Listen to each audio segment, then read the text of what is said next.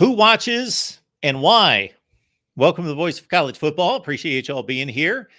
Please leave those comments and questions there in the chat and consider the super chat option to help us grow and build the channel. I got to say that in addition to being an enormous sports fan, of course, since I was a little lad, I was always enthralled with the production, the TV business and the production, the bells and whistles of the graphics and the look and the sound and the announcing teams. And so it wasn't a big surprise. And also TV ratings. Even as a little guy, if I got any information from newspapers about television ratings, I would try to predict, okay, well, this game's going to do better than this game, even as a teenager. So it's not too surprising that I then was in the TV industry for 29 years. We got Tony Altimore here, of course, friend and consultant and strategist that delivers for us all the time on the USC channel and across the network here at the Voice of College Football. Tony, how you doing tonight? Doing great. How you doing? I am doing just fine, and I have been looking forward to this conversation for quite some time. Tony and I have been trying to get together for a long time because Tony is, I'll let him explain it more specifically, but basically put together a model that will predict television ratings for college football games based on a number of factors. And so, Tony, I will let you take it from there. All right. So one of the things that really interested me and this actually goes back a couple of years, when Texas and Oklahoma did their move and we were looking at realignment issues, I wanted to see really what drove TV viewers. And I had suspected some things, but I found a lot of stuff was not what we thought it was. So I actually did a lot of really, really advanced statistical modeling, statistical regression models, and really try to dig in to what lets us see what drives the differences in TV viewership. And I found a couple of very surprising things. And the first one is that we have to sort of switch from a mindset. So as fans, we think of TV ratings as like a dong measuring of our fans, like our value as fan bases in how many people want to watch our games. But that's actually not true. Like what actually is happening is the game is a TV product. And it's a TV product to the random audience of people on watching television. So it's really not driven nearly as much by fans as what we think. And so, I mean, I looked at every possible different metric and comparison and factor and time and types of channel and actual channel. And what I really found is that there are three key drivers of being able to predict what a game is going to get viewed by. And it's a lot more boring than fans think. I mean, you hear all these people be like, oh, we're a national brand because we sell t-shirts. And that's really not what does it. What does it are three key factors. What channel it's on. So, for example, if it's on a big network, more people watch. Like more people watch what's on CBS and Fox and ABC than what's on, ESPN2. So first of all, and really the statistical model showed us that there's three groups of predictability in that. The first one is the networks. So ABC, NBC, CBS, and Fox. The second is main ESPN, because a lot of people watch main ESPN. Not nearly as many people watch main ESPN as watch. And again, this is over the entire universe of every game from 2016 to 22. There's some, angry keyboard warrior that's going to tell me like some game on ESPN had more than ABC. Certainly one or two of them did, but this is over the course of the universe. ESPN doesn't do nearly as well as the networks. And then all of those other channels, FS1, ESPN2, ESPNU, BTN, etc., don't do nearly as well as ESPN. So really we found that which of those three groups it's in, whether it's network, ESPN, or extraneous cable matter. The next thing that's a huge predictor of how many people watch it are the combined ranks of the teams playing. Not shocking. Like, you get Michigan versus Ohio State, always, the biggest game of the year. Well, Michigan's number 2 and Ohio State's number 1. It's a huge game. That's why. It's like we said, it's the network, it's the current ranks, and then the other piece that was really interesting. And there's a lot of different sort of metrics that all have like some kind of positive correlation, but some element of like historical brand, historical success.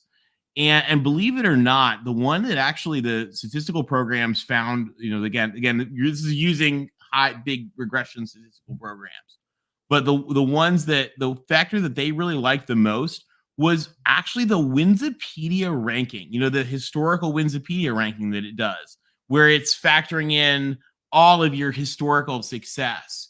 And so that's where, you get something where, again, Michigan, Ohio State are 2 of the all-time best. I mean, in Michigan is 7 in the Winsipedia thing, and Ohio State's 4.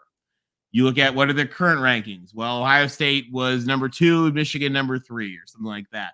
And it's on Fox. Unsurprisingly, there's no other game in all of football that is even close in the regular season. So there's your number 1 game. Yeah, it's really fascinating to think about. By the way, that sounds a lot simpler than it was trying to plug in all of those zillions of factors and trying to figure out what should use a logarithm versus the actual number and all of the experiments that went into breaking that down. Well, what comes to mind, Tony, that is like some of the philosophy that you're talking about in regards to people's viewing habits is that when I was at ESPN, there was a period of years there. There was probably a 3-year stretch in which the network knowingly and strategically tried to push better games to ESPN2, thinking we need to lift this network to a somewhat closer status because we want to make it a strong number 2.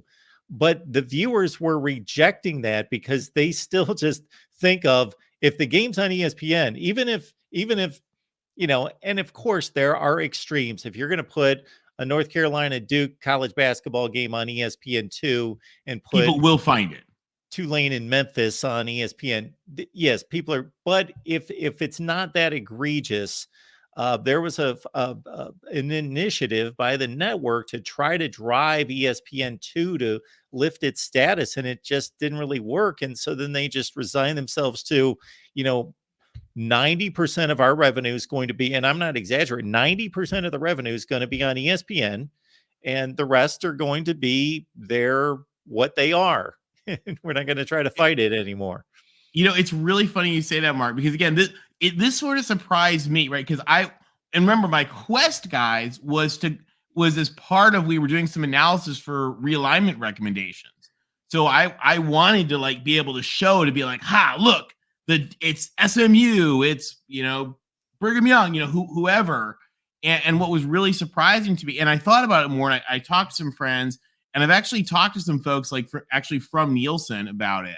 And they kind of laugh a little bit. And so my joke is, for every like diehard fan, there's 3 like old lady neighbors who can't find their remote control and it's just stuck on ABC. And so we think about like we do what's called mirror imaging. We think of it that everyone is like us. And in reality, just like think about your neighbors and what they are watching, because for every fan like you, there's 5 just random neighbors. And that's what's driving it. And those are the people buying,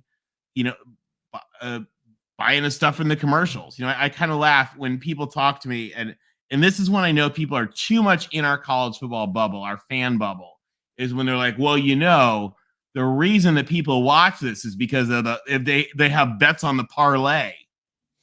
And I'm like, no, they don't. We sometimes have to get out of our bubble, where like the parlay is not driving TV ratings. Maybe in Vegas, but nowhere else. What would be an interesting experiment, which will never happen because we don't have an alternate universe that we can do these type of experiments, is because many of these things, as you well know, they go hand in hand. Did the chicken come before the egg? Ohio State, Michigan, I'm going to take the most egregious example of it. Ohio State, Michigan historically. So even when they're having a down year, which has not happened in a long time, but certainly over the course of my lifetime, there have been a couple years when they were both kind of mediocre, 7-4, but it still had this massive TV rating because it's Ohio people State, are Michigan. used to watching that game and placing importance on that rivalry. But it would just be fascinating. It's almost like when I tell people we should send Nick Saban out to coach, Stanford for a season. I'd like to see how better they would be. That experiment. Let's put the Ohio State Michigan game on ESPNU and see if people will find it. Well, that's the interesting, that is exactly the interesting thing there, because you're right, it's chicken or the egg. And so like I said, I talked to a friend at Nielsen about this to be like, are they, because again, the number one driver, so 60, and it's what's called R squared. So it's, how much of the variance is explained. And 65% of the variance, guys, is explained just by the channel, just by what channel it's on. So yeah, I mean, you could say like, what if we put Ohio State, Michigan on ESPNU? And what if we put Army versus Central Connecticut State on ABC? I think people would find Michigan, Ohio State, but I think you'd be shocked at how many people just watch Army versus Central Connecticut State. It just because that's what's on, and that's what they watch. Now, there's probably also an interesting argument in the way that TV, IT and user interfaces are changing. Because nowadays, for example, we have Xfinity here. So I just say college football and the menu of the games comes on and I click them. I actually don't know under our cable system what channel ESPN even is, because I just say ESPN and the remote takes me there. So, I think we are getting more to a point where we'll probably have less of that chicken or the egg. But at the same time, people will still watch sort of what's on those big channels. And again, not anybody who is if you are on the Voice of College Football channel and angrily typing in the comments, you are like us. we are the minority in the bubble. But the majority of the actual viewers are just sort of random audience, and like you mentioned with down years, that's where you think about a team like Texas. I don't let's hold on. Let's just look at what's Texas's historical Winsipedia ranking. It's number 6 overall. So yeah, Texas has some down years, but again, you think about those 3 factors that were the biggest statistical predictors. And again, those 3 factors alone, guys, can explain 88% of the variance and stuff. So not even time. I'll tell you again, Mark, the thing that surprised me, I thought game time would be like a big factor. Or, I did another one, and this was such a pain in the neck to calculate. But like, what's it against?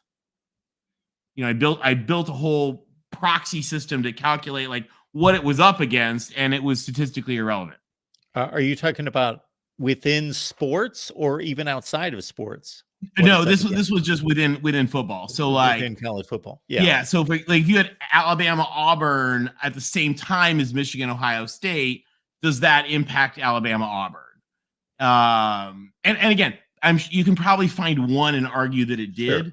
But over the course of the universe of games that we did over this, 7-year period or whatever, it did not, which was really annoying to me because I spent so long building the calculation trying to test that. And then for it to be like, nah, that doesn't matter. Again, same with times. I tried all sorts of things. I tried time blocks, actual time as a continuous variable, all these different sort of things in the statistics. And time had a little bit of impact, but not very much. And I think we see that a little bit in games where people are excited, and you'll see a lot of people will watch Colorado. Think about, Deion kind of flips a lot of this on its head, right? Because it was something it's a blip, it's an exception because people are really excited about it.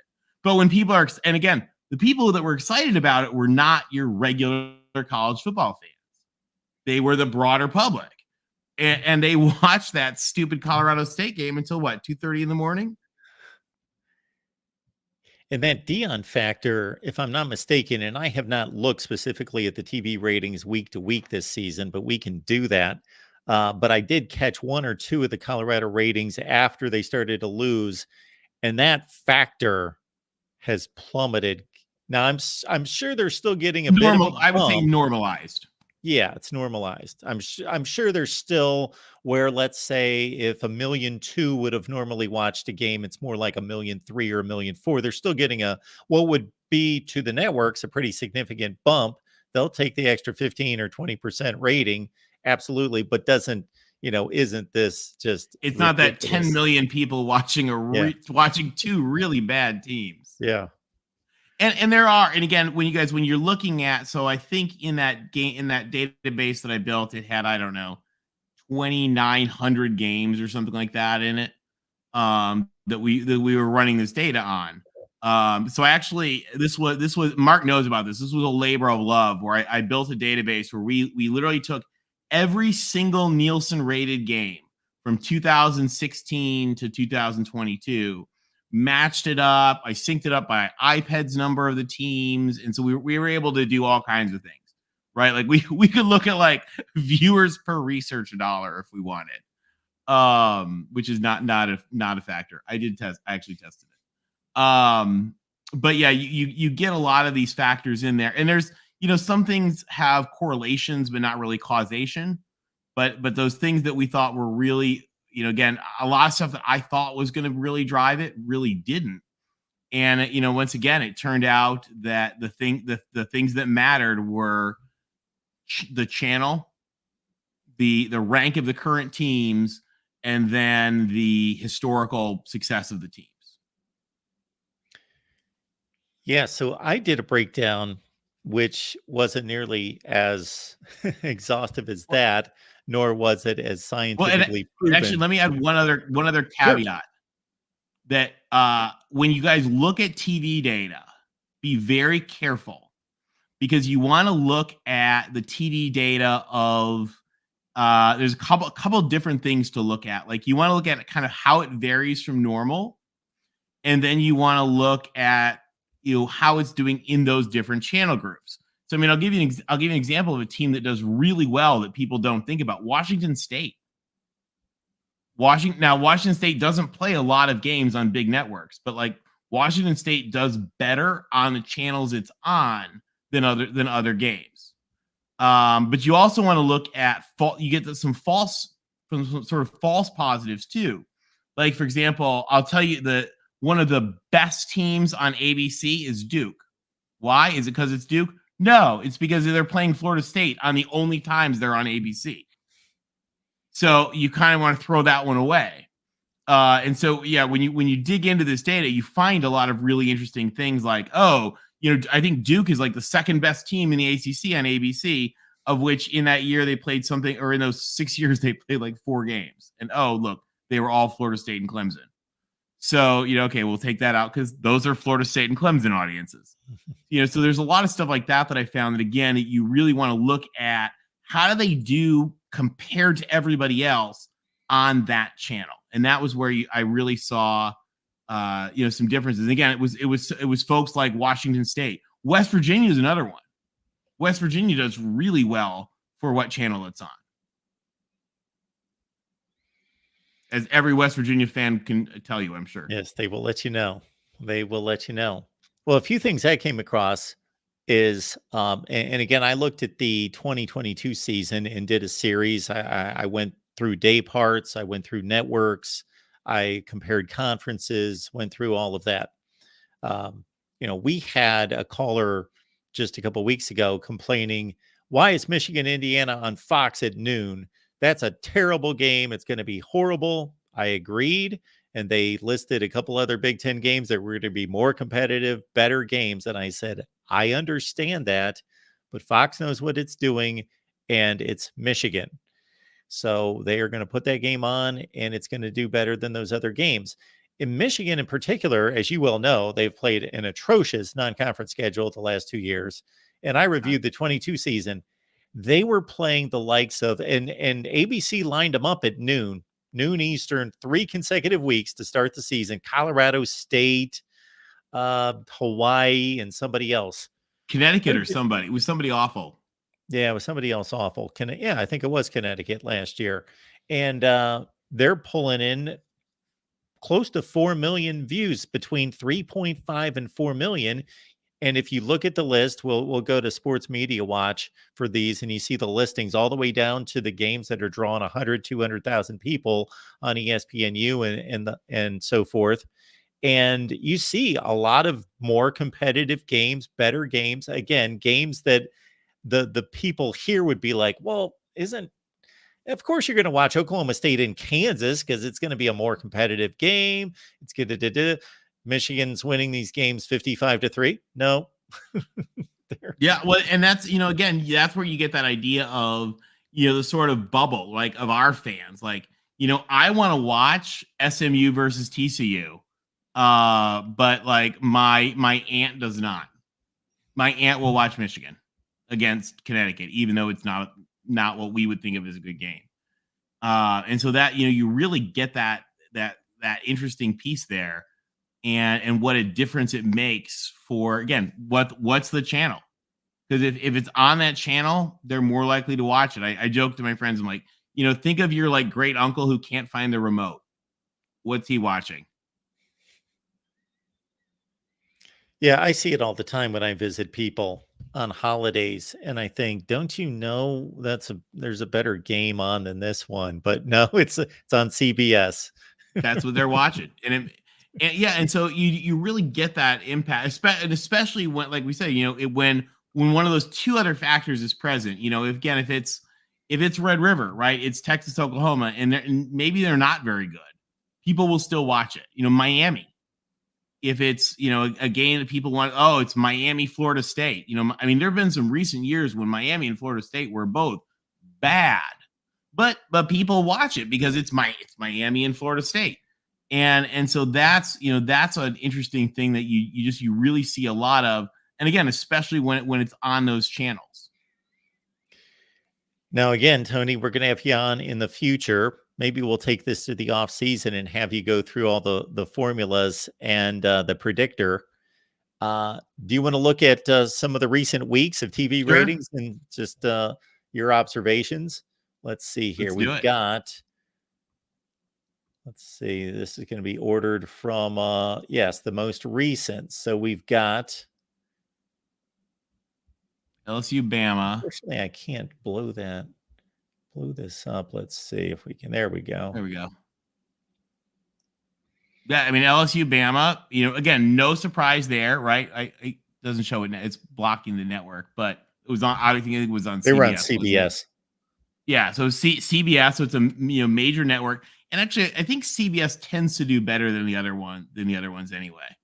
Highly ranked teams and rich history. You can't ask for much more than LSU, Alabama. Would your great uncle watch that? Probably. Tony, did you, and this would be a lot to ask, but were you able to put a competitiveness factor into the game? Meaning, if it's 35-0 at half, obviously there are some people, maybe not a lot, but there are people that are going to drift to other channels to pick up better games versus, hey, it went down to the wire. Because sometimes we'll see that if there's a great game, and we'll read the TV ratings report the next day and say, USC UCLA did a 3.9, but in the fourth quarter it did a 16 because it was phenomenal. And I'm exaggerating slightly, but people were drawn to that game because it was a great game. It probably would, especially if you're looking at like an individual game. But I found that when I didn't try that particular kind of metric, because there are some kind of excitement factors you can pull into data, and I wasn't able to run those. But a lot of sort of similar stuff like that were just minuscule impact. Nothing. The big thing is rankings of the team, and then teams, and then historical rankings. And again, that's what, and also, by the way, like, for example, when we did the fan base study, Ohio State was number one. So, it's no surprise to me that a CBS game, big network, at noon with Ohio State is drawing a ton with, or number two, Ohio State, whatever they are, is drawing a ton of people, even though Rutgers is the opponent. Yes, I know that surprised a lot of people. The game opposite that, much better football game. Texas, Kansas State. They went to overtime. Great football game. That's the one I watched, actually. 1 million less people watched that. Direct competition. Because people don't care about, again, people care more about Ohio State than they do about way more than the impact of Kansas State. Again, now people care about Texas, which is why that game had 3 million people. If that was and Kansas State's a good team. I'm not ripping on Kansas State. Sure. But if that was Kansas State, Oklahoma State, it would be way down the list, no matter how good a game it was. It was obviously a great weekend for CBS. They had the top two games with their 3:30 and their 7:30 games. Yeah, CBS had quite a day that day, by the way.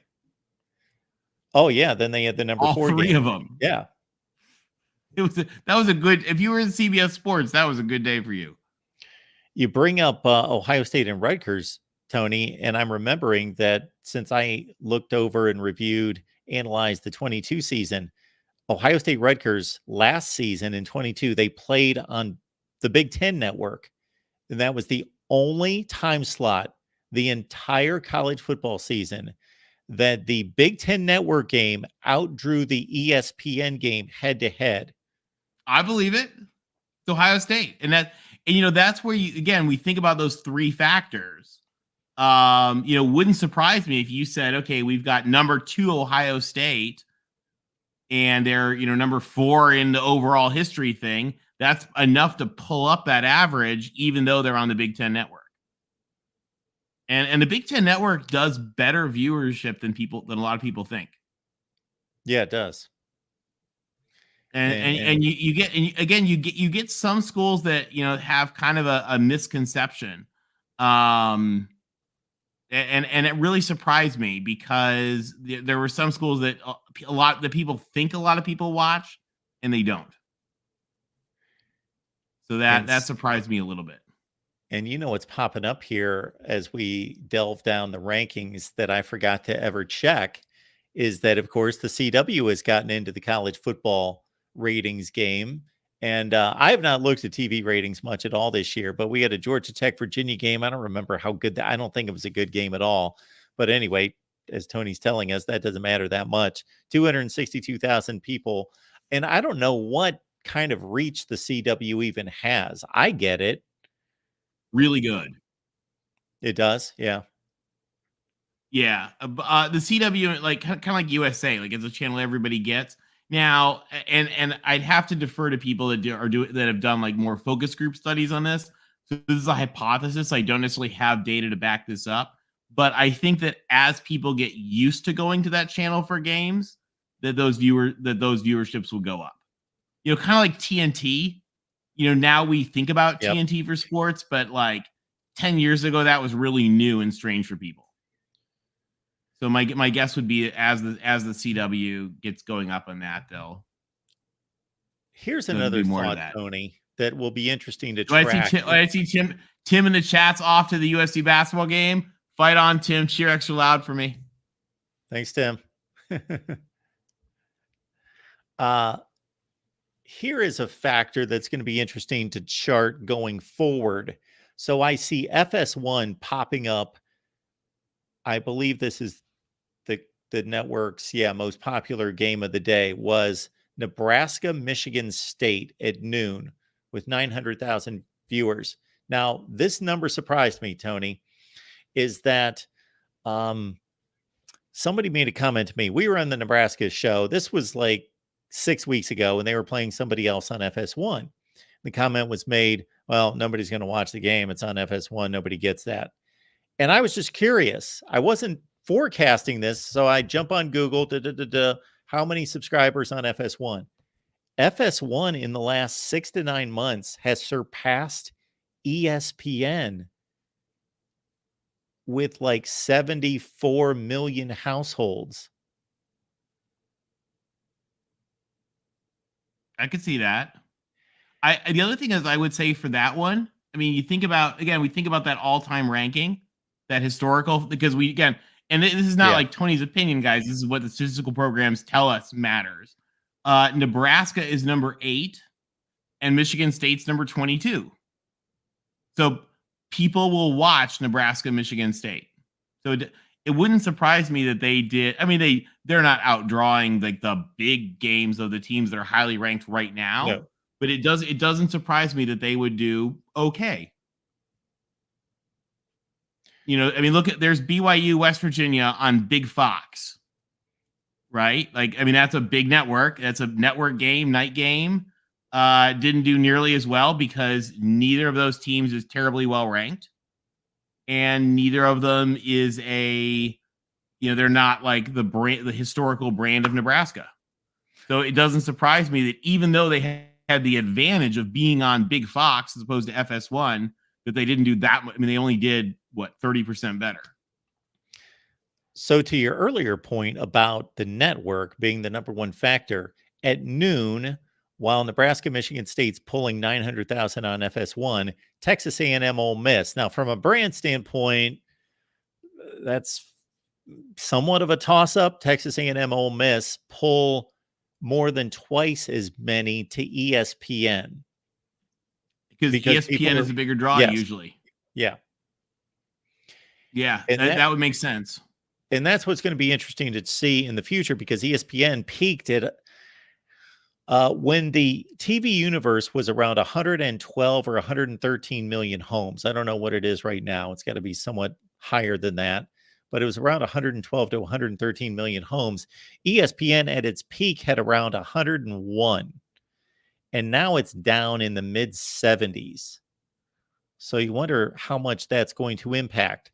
So another question, Tony, would be, if you're telling us that competition isn't a huge factor, does that mean people are just not watching? They're just deciding not to watch TV or not to watch football instead of choosing another game? So I mean, there's probably more studies, more like actual like focus group kind of studies to be done on that. I think that it really more people will seek to watch a game if it's big, or probably a lot of people will just turn it on if it's on. And there's probably because the networks have better data on, like, they have their actual like internal data. I'm just running statistical analysis on the sports media watch data. But they may know that, and let's make up numbers, right? Like, no matter how bad it is, 4 million people a day are going to be watching football at any time. The people like us who will watch whatever. But then, okay, if it's, a bigger draw, more people will watch it. The other thing that starts to matter, and you Mark, this matters to the networks, but like where people are watching and in what markets. Oh yeah. And I'll give you guys an example of a school that a lot of you guys forget about, but like a lot of people more people watch Syracuse than Syracuse's performance would justify, because it's a big brand in a big state. Even if they're not very good, they will draw more people than everybody in our chat would think that they should. Mm-hmm. So go Orange. Here we are the week before. We've got Georgia, Florida on CBS pushing 6 million. Ohio State, Wisconsin, 4.87 on NBC at night. And so those Ohio State, Wisconsin, and Colorado, UCLA games were going up against each other. And so they still pulled, collectively over 9 million. Yeah. And I mean, if you think about it, Colorado, UCLA, those are two big brands. Again, to older people, UCLA is a big brand. Everybody excited about Dion, that draws more people. But also, what channel is it on? It's on ABC. If that game was on FS1, there would be way fewer people watching it. It's ABC, and so it's really kind of interesting. There you go. Same thing. BYU, Texas. People watch Texas. Not a lot of people watch Brigham Young, but people watch Texas. So Texas plays Brigham Young, people will watch it. Texas plays Houston, people will watch it. People watch the Longhorns. That's interesting that you bring up BYU, and I don't expect you to remember all of your data and everything that you pulled together for those I do have it in 7 front. seasons. I have it in front of me on the screen. If you need me to look at it, But I have a since they're cheat not sheet right here. affiliated with a conference and they've been a good team during that 7 year, but not that good. They're typically going 8-4. They do well. They do well for what they do, is what I did a lot of TV analysis on them when the Big 12 was looking to expand. And again, now if you talk to their fans think they outdraw the Oscars. I will tell you that they do not.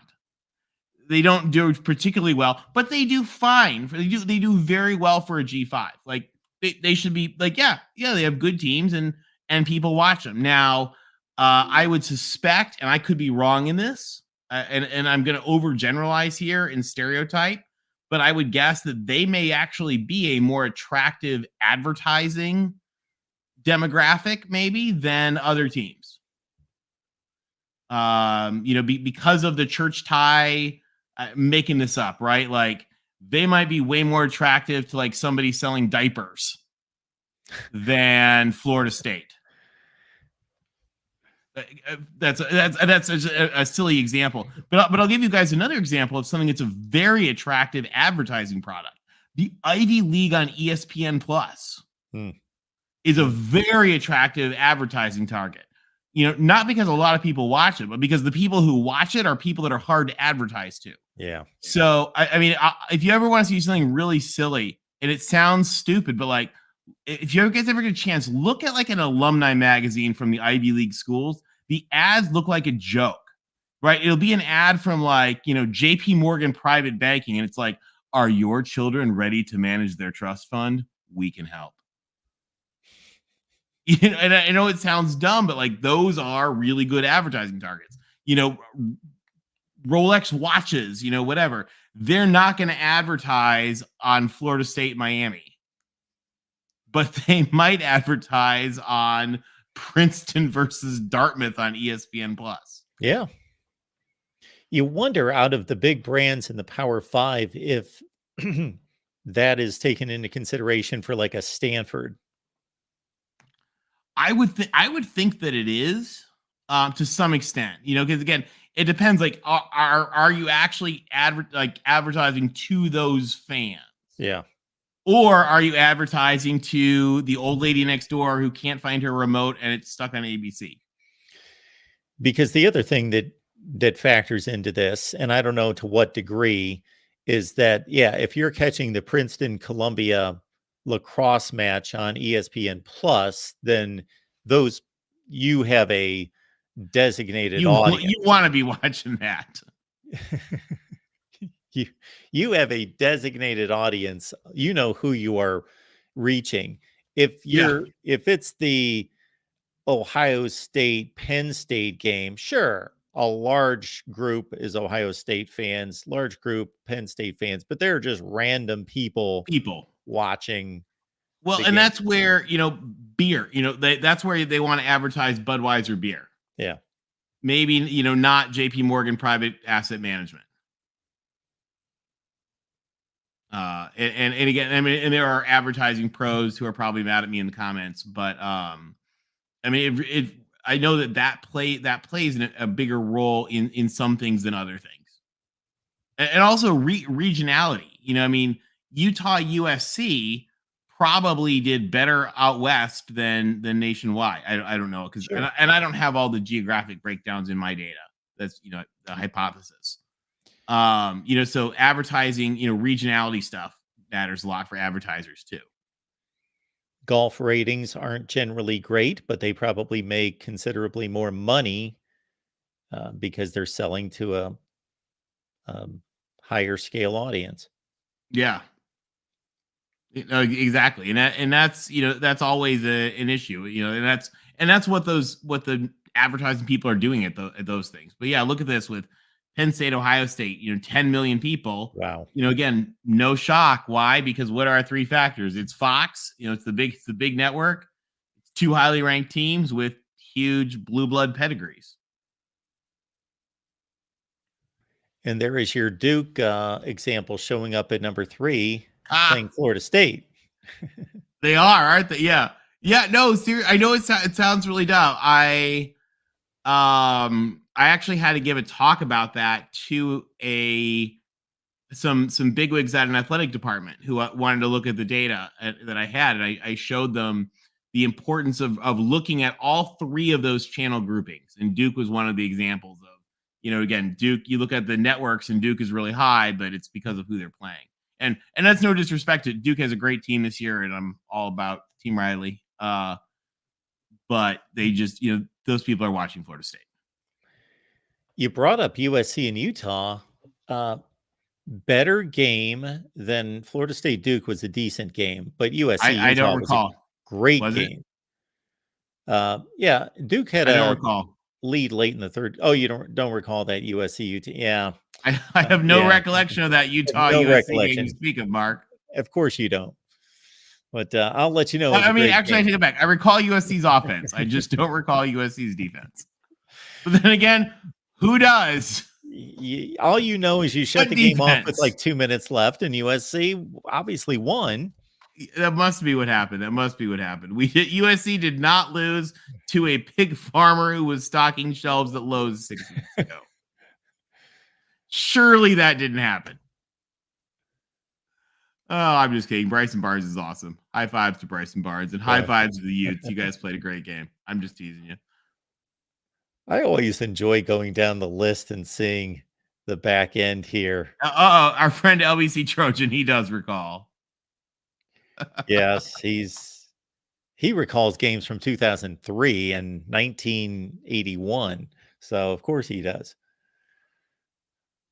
Yeah, I like to see which major Power 5 team is going to show up here first from the bottom, and I guess it's our Rutgers Indiana Rutgers, game Indiana, at noon at BTN with 232,000, which is a low number for BTN. They're more in the 500,000 to 700,000 range. Well, but that also sort of reminds us that all those people watching Rutgers in Ohio State, they weren't watching Rutgers. Yeah, exactly. That 3 point whatever it was million. Yeah, down to 232. Northwestern Nebraska BTN. So the very next game, they jumped 330,000. Well, and I'll tell you, I was surprised. Look here, like the Texas Tech Brigham Young. I'll tell you, when you look at that conference, and this is why I think it's really good for them. They've added Utah and Arizona State and Colorado, because if you take out Texas and Oklahoma, their conference struggles viewership wise. So I mean, get Colorado and Utah and Arizona, Arizona playing better. Arizona State when they're playing well draws well. I think those are gonna be big key boosters and viewers for them. This is not a bad showing here from the CW with Virginia, North Carolina at 788. Yeah. Well, again, I think CW has a lot of potential. When CW was talking about Pac-12, I looked at that and said, okay, that's fine, because again, people get CW. One of the issues you get with Pac-12 network with BTN is that not everybody gets it, and with CW, everybody gets it, so people can watch. Although I do laugh, like, that those are the sort of games my mom would like fall asleep on and like be watching and be like, is this a football episode of CSI? But she wakes up, in the middle of the second quarter. How long before she realizes my mom realizes this is not a football episode of Blue Bloods? Just easy, Mom. I'm going to get a text. It's like, were you making fun of me on the internet again tonight? Somebody's going to tattle. And we've got Oregon, Washington. Of course, that was a great game that week. That was the #1 game of the week. 7 million people. And again, Blue Bloods, big channel, highly ranked. And so, yeah, it's amazing. And I know it sounds dumb. Like, I know people are like, yeah, Captain Obvious, Blue Bloods on a big channel that are highly ranked. People watch. But it is remarkable how those three factors play a role above everything else. And again, I'm telling you guys, I like I said, especially like the factor to try to see like whether something was up against the amount of effort that I spent to calculate that, only to have the stats program be like, yeah, not really.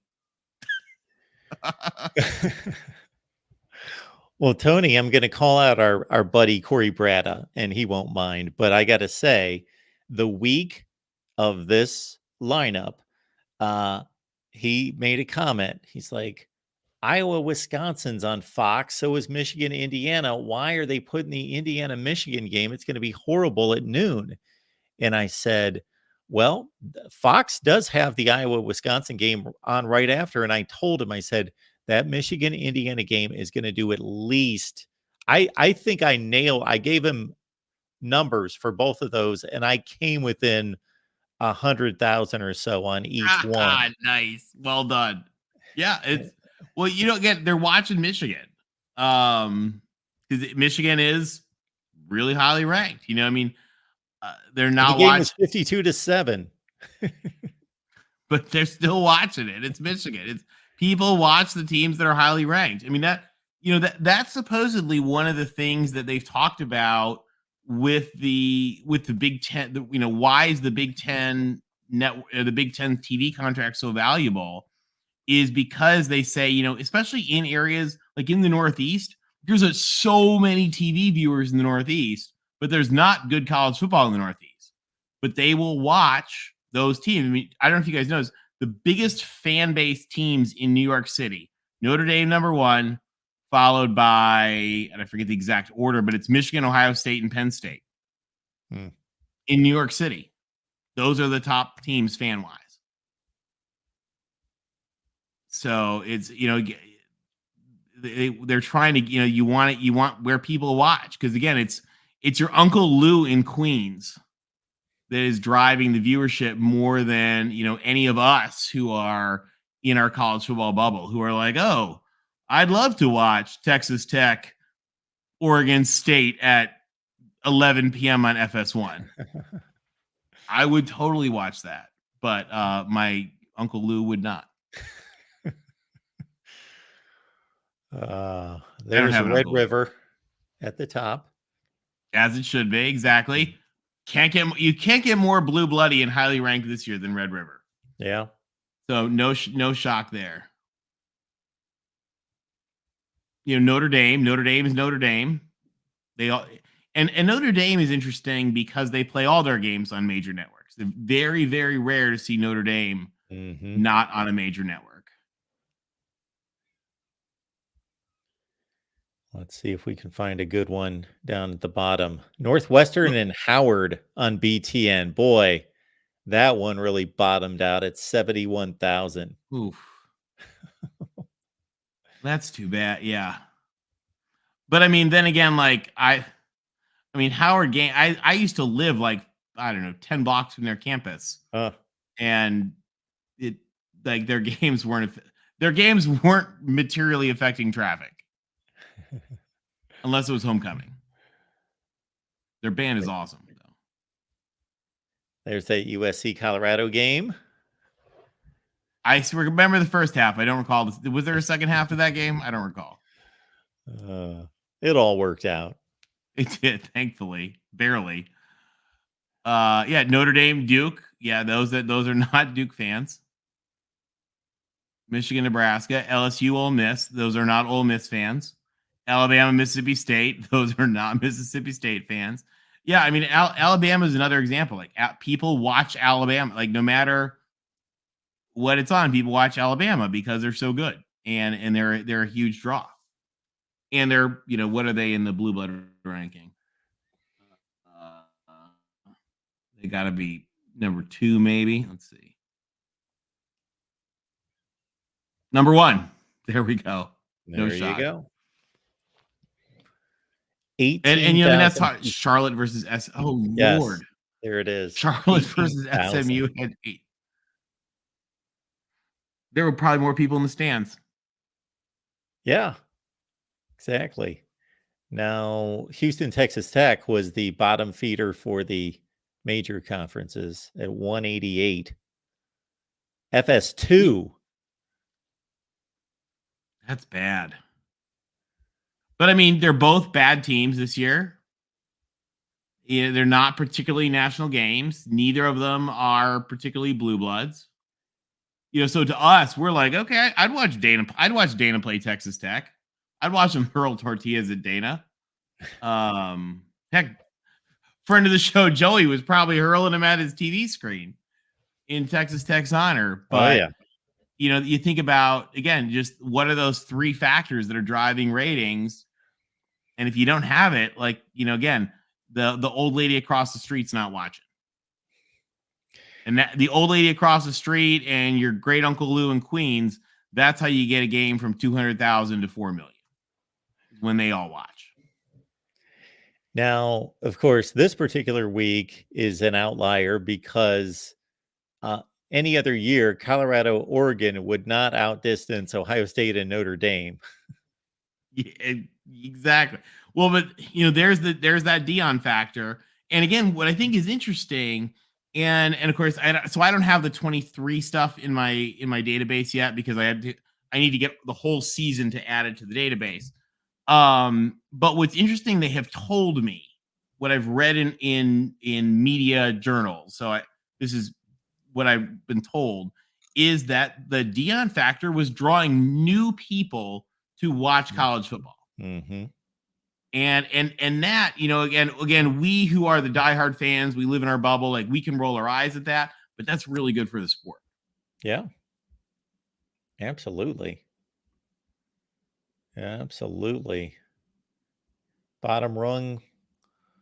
Let's see. In regards to Missouri and Memphis, pulled 181,000.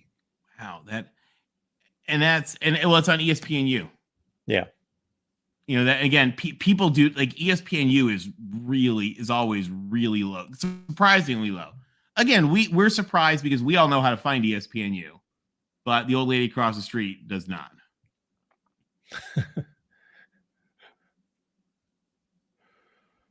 I keep making jokes about that just because it took me a while to really get that mindset of, like, again, it's a TV product.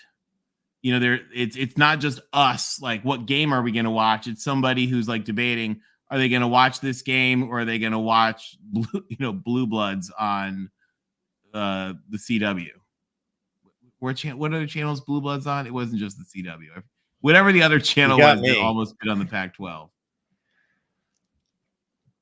There it is. Colorado State. 9 million people in the middle of the night. And basically 2 bad teams. A lot of those people just wouldn't have watched football. Exactly. That was a Saturday night early in the season. Those were people watching Dion, which, again, awesome for the sport. I think I saw where the average ESPN late night game does something like 1.6 or 8. Yeah, exactly. That sounds about right.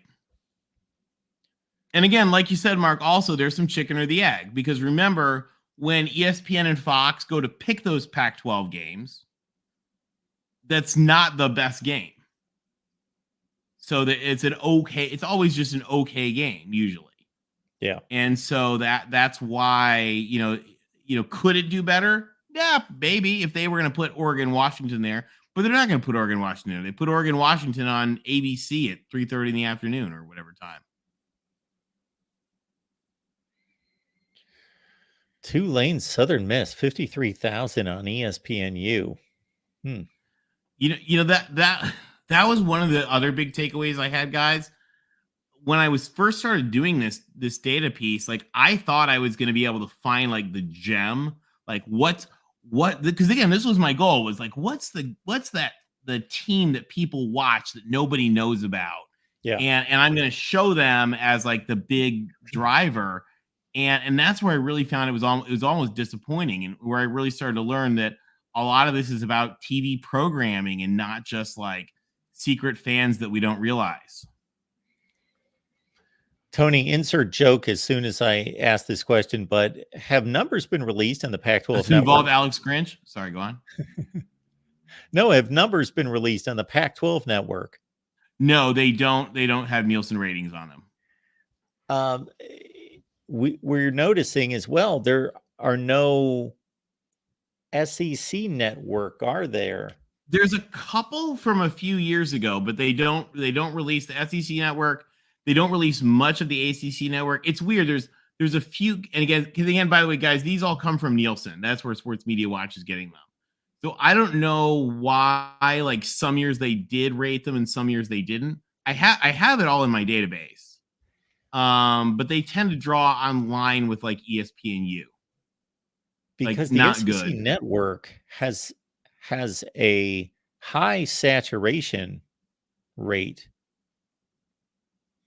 But it's back with like ESPNU and the ACC. It's like way in the boonies of channels. But, again, there's probably, to people like us, we will watch a game on the SEC network. But the old lady across the street will not. So there's probably like a floor, again, like if you're going to have Mississippi State versus, I don't know who they would play on the SEC network. Arkansas, and it's on the SEC network. Like, yeah, people will watch that because like there are fans of Mississippi State and there are fans of Arkansas, and they will watch it. Like those are big schools. But the old lady across the street is not going to watch that game.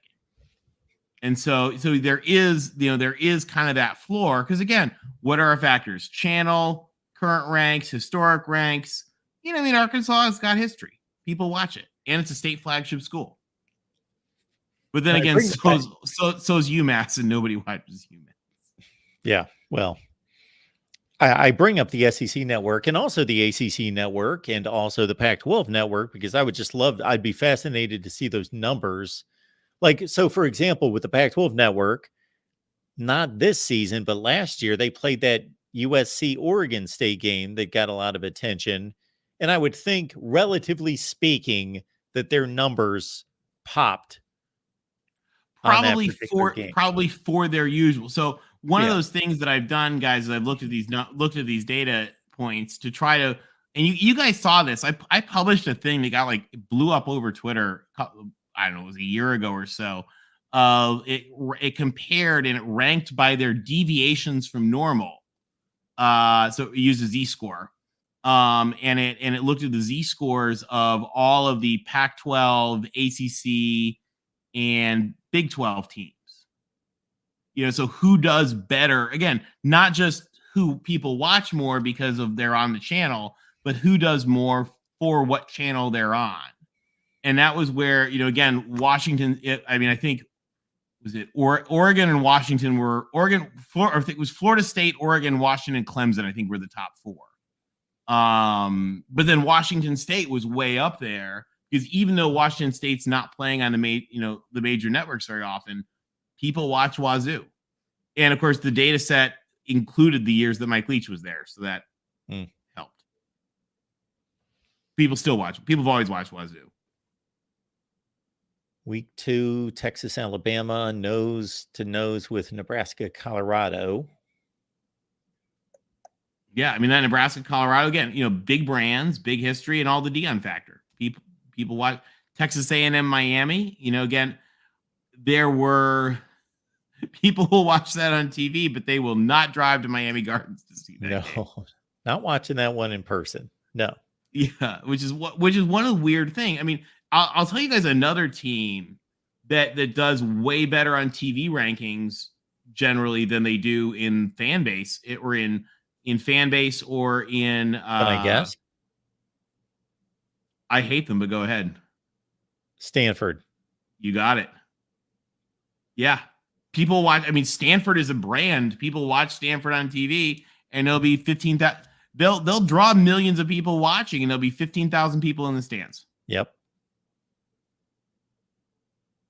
And I mean, I'm always down for making fun of Stanford, but it is an interesting sort of conundrum there. And when you think about the overall future of a lot of college football, you can think. I mean, look at those Maction games, right, where it's snowing and there's nobody there, and there's a couple 100,000 people watching around the country who love it, and nobody in Mount Pleasant going to the game. So, your question becomes, at what point is this a TV product more so than an in the stadium product? It's like bowl games. When we get to bowl season, I'm going to hear it here in a month where people are going to be like, nobody cares about these bowl games. Did you see there were only like 12,000 people in the state? It's a destination where you've got two schools that are 3,000 miles away. So there aren't going to be that many people that are going to attend the game. It's a television product. And the TV numbers for bowl games are really, really good. They really are. In fact, so I actually took them out of most of the analysis that I do because they're disproportionately too good. Because again, it's on a big network. People will watch like, oh, let's watch Miami of Ohio versus Iowa State in the Bahamas Bowl. Yeah. And they watch it, even though they're like, oh, these are two bad teams in an empty stadium that nobody cares about. And we'll all watch it. And we'll all like hug and cry when they're like, oh, this guy's mom had cancer. I mean, what would be amazing is if you did like a Bishop Sycamore thing and just like made up two fake teams and put them in a game and just like saw how many people would watch. If you put it on Big Noon, and like people would watch it. I want to know how much it costs to fund a bowl game because I want to put our name on a bowl game. The Voice of College Football bowl game. Could. You probably could. You can put it on now there's like some that are like broadcast on Barstool. Yeah. Although I don't know how Barstool is working that now that they gave him the thing back. Oh yeah. That's a whole fascinating business mess. LBC. Appreciate LBC, fight on LBC. How do Washington State and Oregon State TV numbers compare to the Big 12 teams? Like, this is a great question. Iowa State, Kansas State, Texas Tech, SMU, Baylor, UCF, TCU. Here, you want to see? I can pull that up just a sec. Sure. This is a great question. And we've talked about it just in theory without having the data to think, okay, why are Washington State and Oregon State not getting Big 12 attention?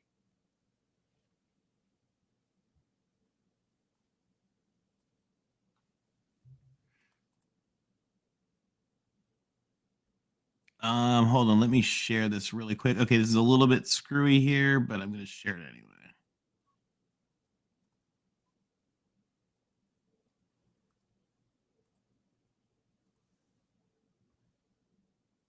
Okay.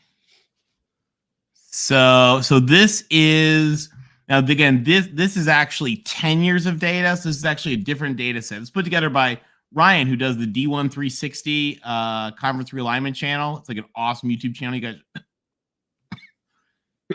excuse me, you guys should watch. So these are actually ranked again, like I said, these are ranked by the difference. So, how does a team do relative to other teams on those channels? Oh, Louisville. That's one I forgot. Louisville does better than people think. So this is ACC, Pac-10, Big 12. And you see Florida State's number 1, then Oregon, Louisville, Washington, Clemson, Miami, Virginia Tech, then Wazoo. And Oregon State's 14. So Oregon State and Wazoo did better than every Big 12 team other than Oklahoma State and Kansas State. Wazoo did better than every Big 12 team, period. What numbers are we looking at there? Like, what's the first column? The first column is ABC. Second column is ESPN. Third is ESPN2. Then ESPNU, Fox, and FS1. Okay. The second, yeah, that's what those are. And this was from a different date. I mean, it's the same data set, right? Because it's Sports Media Watch Nielsen data. But this is what 2012 to 2021. I think excluding 2020. Again, Ryan from the D1 360 channel did this. And where they're red, it's extrapolating to estimate. But again, the ranking here is what's the difference between them on each of these different channels and how everybody else does on that channel. Because you can see there, like let's find Duke. They're at 28. Oh yeah, Duke didn't even play on ABC in this time. But you see Duke does crappy when they're on their own. Again, there's Colorado. Why? Because Colorado and Arizona were atrocious during this period. So nobody watched them. Again, there's Brigham Young. How did they do? They did fine. Again, you talk to their fans, and their fans are pretty sure they're outdrawing the Oscars. But they do well. They do well for a G5 team, which is what they were, during this whole period. And when they're good, they will continue. They'll outdraw people again. But yeah, so I was a little surprised at how well Wazoo does. So Tony, do you believe that the major reason why the Big 12 was not interested in Washington State and Oregon State, is it just the travel and the TV markets themselves? I would guess so. I mean, remember, they are far. Like, remember, we sort of just think about the map and we're like, oh, they can't be that far from Brigham Young. They are. The Pullman is far. So, I mean, you're talking a lot of travel. And quite honestly, like, they're pretty diluted as it is. So, like, does it do them much good to add two more mouths to feed? I mean, I think they should add them. I personally strongly think that Washington State and Oregon State are a whole lot better than a whole lot of what they have.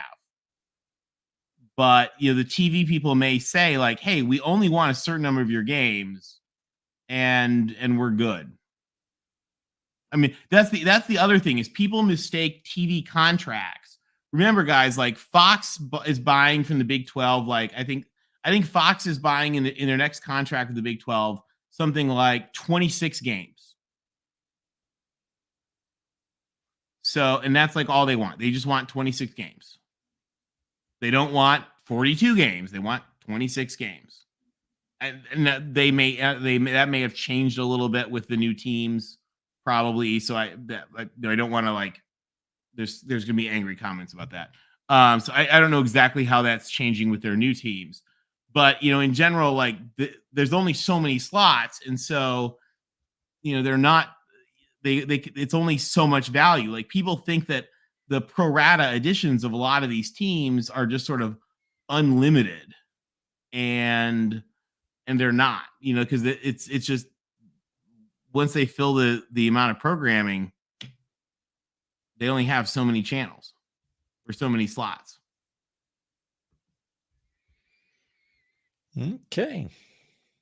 And since we're there, we might as well finish out the season with week 1, which is Florida State and LSU showing up at the top. Now, here's one thing about week 1 that is different than the rest of the weeks, is that you've got a doubleheader on Thursday night on the major networks, one on Fox, one on ESPN, that you don't have the rest of the year.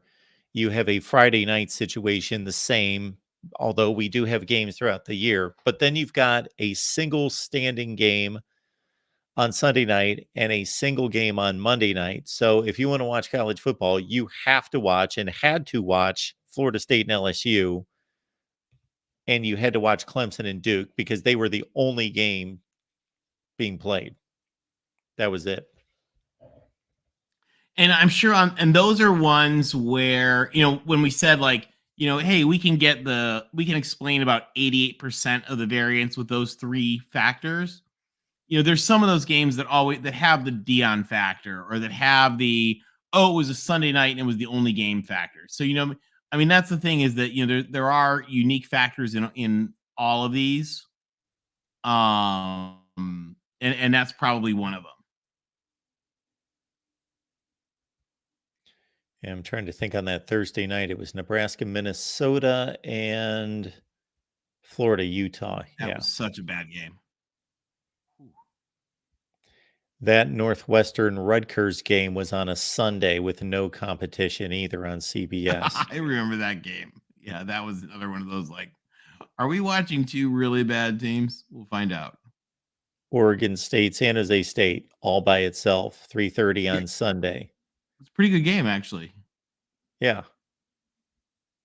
Yeah, and that's, again, also that's, and the cool thing for that is, and this is where, again, where you got to be careful on that stuff, right? Like, when I look at this data, I have to be careful because I look at it and I say, okay, San Jose State, they were on CBS and they drew 3 million people. Well, not really.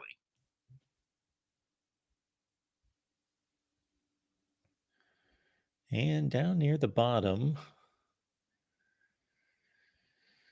that Fort Valley State game against Tuskegee. There you go. But South Alabama, Tulane, 77,000. Cal in North Texas on ESPNU at 88,000. And Cal looked good on that game. Wow. I was one of 88,000 people watching that game. That's so bad. It was a good game, too. Cal looked good. Towson, Maryland. I forgot. Week one is never good. I forgot to try to find it. It was one of the first 2 or 3 weeks of the season. I wish more people watched Purdue lose to Fresno. That was a great game. Charlotte and Maryland played on NBC. There it is. Played on NBC. Now this is a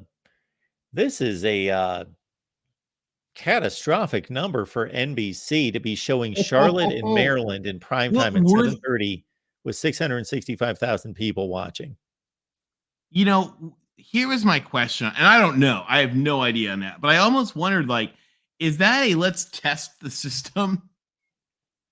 Was that NBC doing like a dress rehearsal for their Big Ten games? As soon as I saw that was their first NBC game, prime time, I thought, Charlotte, they're putting Charlotte and Maryland on NBC Saturday night, and they drew a 0.4 rating.